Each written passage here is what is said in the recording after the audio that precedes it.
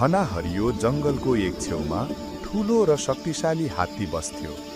एक दिन बाटो भुलेर त्यो हात्ती शहरतिर पुग्यो।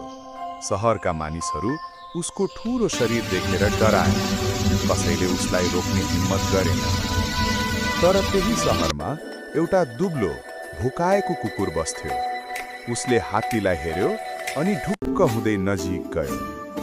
तिमी हरायो होला ठूला साथी, कुकुरले मृदु आवाजमा भन्यो। डराउनु पर्दैन, म तिमीलाई बाटो देखाउँछु। हात्ती चकित भयो। यति सानो जनावर, यति ठूलो हिम्मत।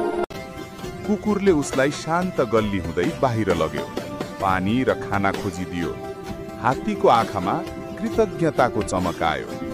तिमी सानो छौ, तर तिम्रो मन विशाल।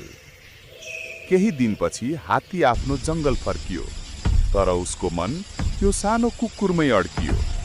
थोरै समयपछि हात्ती राजा बन्यो। राजा बनेर ऊ फेरि शहर आयो, तर यसपटक डराउन होइन, धन्यवाद दिन।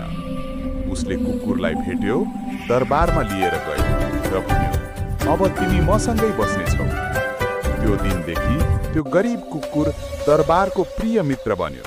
हात्ती जहाँ जान्थ्यो, कुकुर सधैँ सँगै हुन्थ्यो। यसरी हात्ती र गरिब कुकुर असल मित्र बनेर सधैँ सँगै बस्थे।